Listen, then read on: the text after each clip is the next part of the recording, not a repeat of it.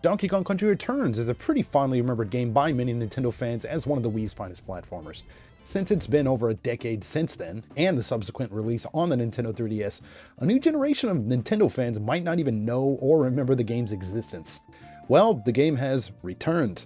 Again, in the form of Donkey Kong Country Returns HD on the Switch, and we're here to take a look at the game in this review. As was said in the Japanese commercial for the game, let's not get! Danny from the Famicast here. If you're new to the channel, please be sure to subscribe and turn on those notifications. Sign off in the comments down below, and we may read it out on our bi-weekly show called the Famicast. Of course, you can find this in written form over on our website, thefamicast.com. Today, though, we're diving into some Donkey Kong Country Returns HD for the Nintendo Switch in this review. Similar to most platformers from Nintendo, I don't think the narrative here in Returns is going to blow you away or anything like that, and quite frankly, it really doesn't have to. So, Donkey Kong is kind of basically minding his own business when creatures known as Tikis hypnotize all the animals in the jungle and then nab DK's cherished banana horde. Our furry hero is tasked with taking down these Tiki enemies to take back his treasure. As many of you are well aware, I'm sure, Donkey Kong Country Returns originally saw life on the Wii in North America in November 2010, and then in December for Japan and other territories. The game saw a remake in stereoscopic 3D on the Nintendo 3DS in mid-2013. This update on the 3DS added new stages, retained the original aspects from the Wii version via what's called the original mode, and also introduced a somewhat easier mode in the game called New Mode. Now this increased the number of hearts from 2 to 3 for the characters. Now, just to be clear here too, the focus of this review is going to be on the Switch version rather than like a comparison of all versions or something like that. While I think there is definitely some merit to it, I haven't played enough of the Wii or 3DS versions enough to basically warrant making such a review. I did play about, I don't know, 4 hours, something like that in the 3DS version like over a decade ago, but that's such a long time ago. Again, focusing on the Switch here. Donkey Kong Country Returns HD is a pretty straightforward side-scrolling game, very akin to the original Donkey Kong Country series on the Super Nintendo. Now, on the default control setting, players control Donkey with either the joystick or D-pad. You can jump with A or B, ground pound with X or Y, blow, like flowers or candles or stuff like that, by holding down and pressing X and Y, and then you can grab items with the triggers. Y can also be used in conjunction with the joystick to initiate a roll that can take on enemies or provide like a short burst of speed. Now, being a DK game, Donkey's smaller, cap-wearing pal Diddy also plays a pretty big role here, but not in the same way that he did in the past. Finding and keeping Diddy around gives a few advantages, the biggest of which is doubling the total number of hearts. Now, in addition to this, holding the jump button will initiate this rocket boost to help Donkey cover more ground. I think it's a pretty clever way to make DK feel a little bit more versatile and also give the game a bit of a fresh feel. A two-player mode is also available, which I did not get a chance to try out. Now, this can be initiated at any time too. You can play it whenever you like. Now here, the second player can opt to run around the stages alongside their partner or hop on Donkey's back for a more passive experience.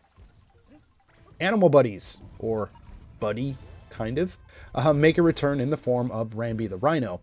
Now he's not in very many stages, but I think he's quite a bit more powerful than what he was in previous games.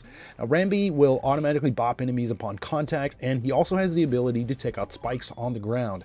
Similar to Donkey, a ground pound can also be done with the press of Y or X, while pressing these buttons while moving initiates like this charge that you can do.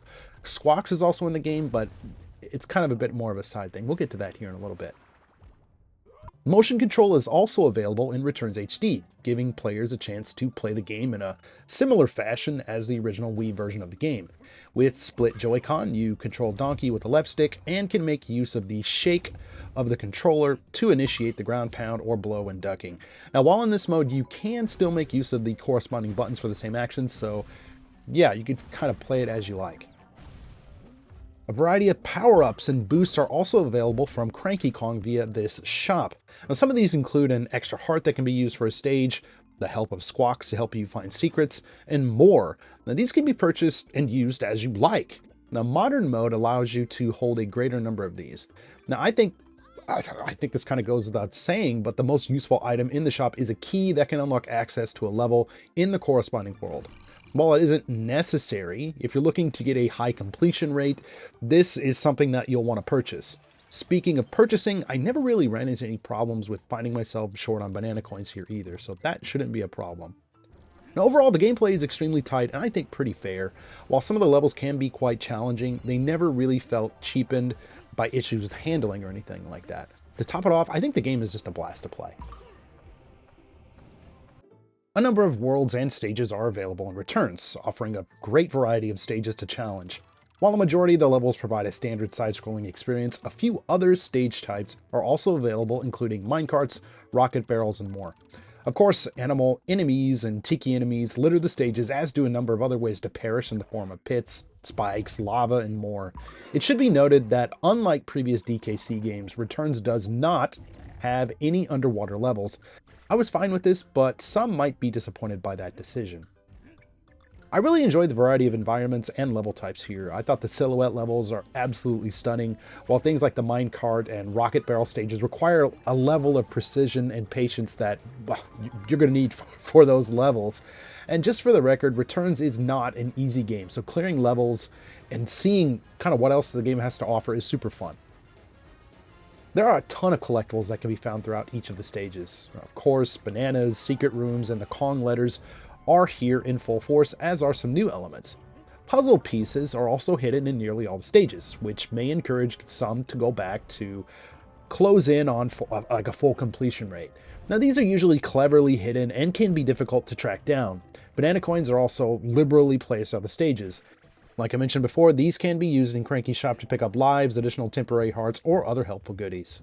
Just for the record, I played through the game without ever feeling the need to pick up any of the items outside of the key, and maybe grabbing a few lives here and there when I felt that they were getting down a little bit low. With that being said, Returns HD is challenging. However, there are quite a few things that you can do to help get you through the game.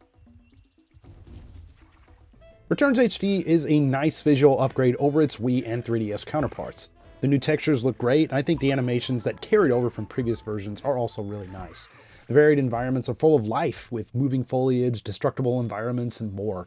The attention to detail here is just top-notch. While the game runs well for the most part, it does suffer from somewhat lengthy load times between the levels.